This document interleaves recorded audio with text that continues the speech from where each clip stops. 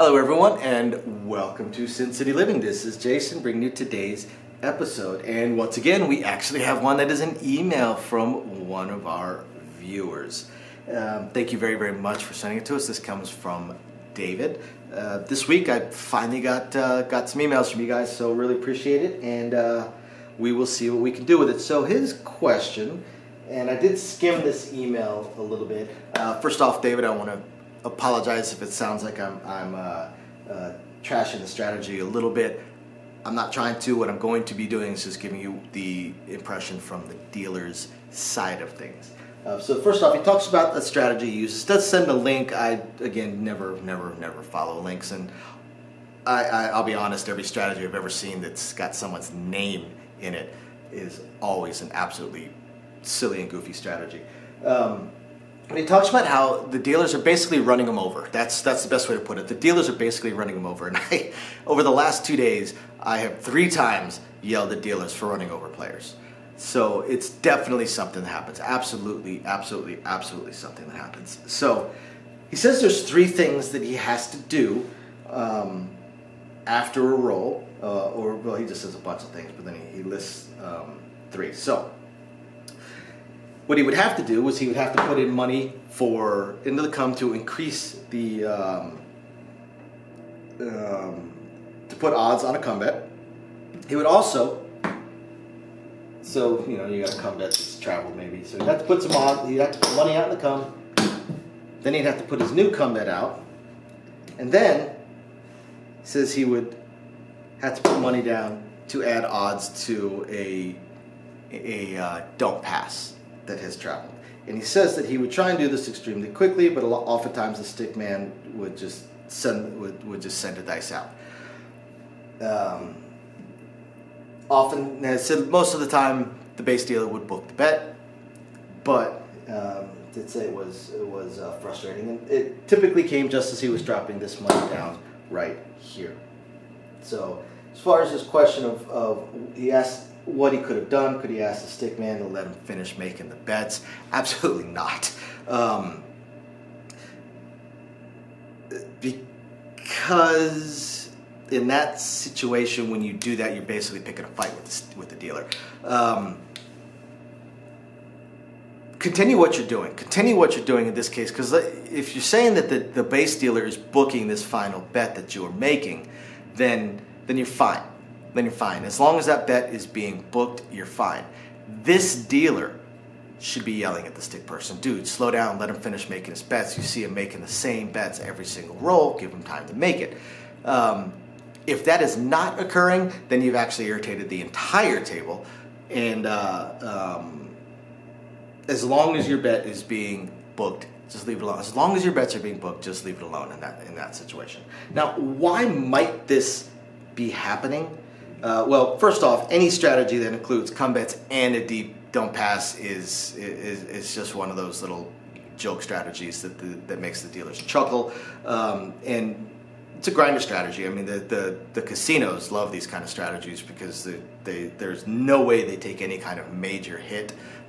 Players not going to win significant money, not going to hurt the table, and at the same time, they're not going to lose a whole lot either, but when they do, they take a big hit. But mostly these strategies, just to the dealers and to the house for the most part, they come across, whether or not this is true, they come across as a waste of the dealer's time and strokey, very strokey, and slowing the game down. So there's a couple different things that they may be looking at.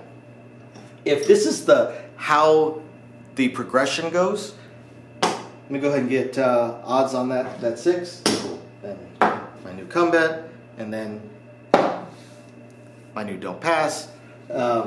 Depending on how quick it's going, the dealers may not just want to give someone the time to make to do all that. Not when they have potentially 15 other players whose strategies are much swifter and better for the table. Basically, is the best way I can put it. If the dealers are running you over every single roll, the dealers are jerks. The dealers shouldn't be doing it. The dealers also don't like you.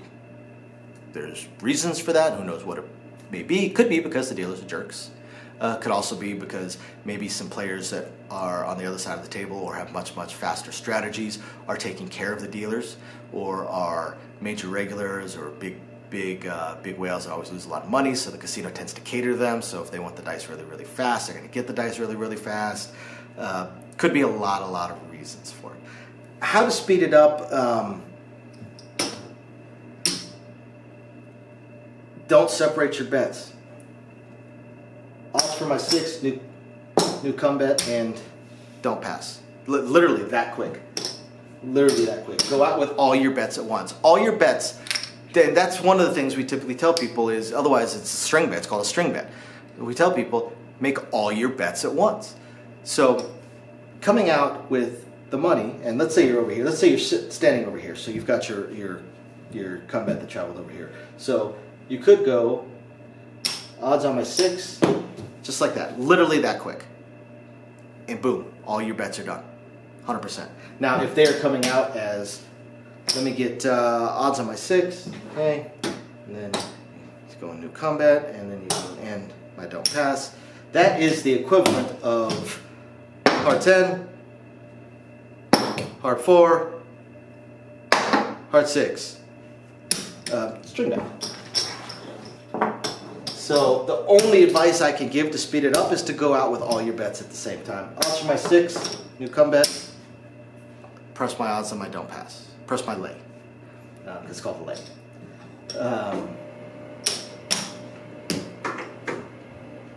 That's the only advice I can give on that. Is either make all your bets at literally the same time, or just stay passive and let the dealer, as long as they're booking your bets, you're fine. And if they are not correcting the stick person, then you are in a situation that you're not going to win. Because at that point, none of the dealers want you at the table. So they're not going. They don't care. That's the thing. They don't care.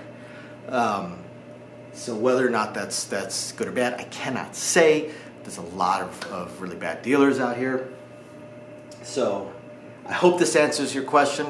I know it's a difficult question to answer, so it probably doesn't answer it in a way you might like, but that's the best answer I can give you. And thank you again for emailing it to us, and I hope everyone else finds this interesting, illuminating, enlightening, or at least just plain fun. We'll catch you guys next time. Bye now. Thank you everybody for watching today's video, and as promised, a little bit more detail on things that we are working on. So again, we want to continue trying to expand the channel. We're really hoping to be able to add roulette as soon as possible, and then some video keno, video slots, stuff along those lines. Unfortunately, it ate up almost all of our cash, paying off all of our bills during the month of January while we were down. And now that the holidays have ended, YouTube's payouts have dropped significantly. So we're kind of treading water here as far as all that goes. Do have a lot of things we want to add, though. Not just those things, those additional games, and hopefully some carnival games and such like that. But the live streams. The biggest problem right now with the live streams is with 3 jobs combined between the 2 of us, 4 if I include the 20 to 30 hours a week I'm putting into the YouTube channel. It's very difficult for me to have a day and time that I can commit to doing the live stream every single week, because we also have our very young child to take care of. But I'm trying to figure that out. I'm thinking it's probably going to end up being on Monday nights or Tuesday afternoons, or possibly both. I intend to do at least one live stream exclusively for our patrons, and then another one on the YouTube channel. So possibly both days.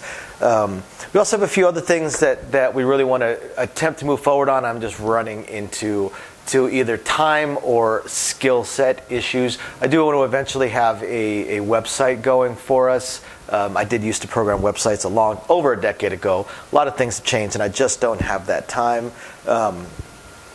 And not a whole lot of knowledge on the current state of building websites, hosting what sites can host, and how to build up, the e-commerce stuff. So if anybody has any skill sets along those lines and would like to answer some questions or just help us out, shoot us an email, sincitylivingLV@gmail.com.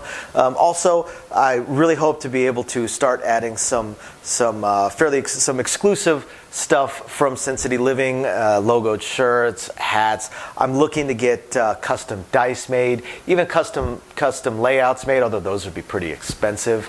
But I know zero about e-commerce and drop shipping and anything along those lines. So if you have any skill or knowledge in that area, please email me. I would love to ask you some questions and see if you can answer a few to help me figure out how to get that going. Same thing with designing our logos. I had some logos designed, very, very small logos, unfortunately, not big enough to blow up to put on T-shirts and stuff like that. And again, I know I know nothing about logo design, graphic design, any kind of websites that could do it. I literally know nothing. So if you have any skill or knowledge in that area also, please email me, and you're willing to answer some questions, please email me and let me know. I'll admit I don't even know where to start as far as asking some questions, but I'm sure I'll ask a few and that'll trigger a few more, so on and so forth. So yeah, there's that, and of course we do hope to continue to improve our AV setup, but I am an AV moron, so also right there, if you have any skill sets or knowledge in that area, please email me, and are willing to answer some questions. Please email me and let me know. We would love to help. Otherwise, again, thank you everybody for watching, and we're very excited to continue bringing you our videos. Bye now.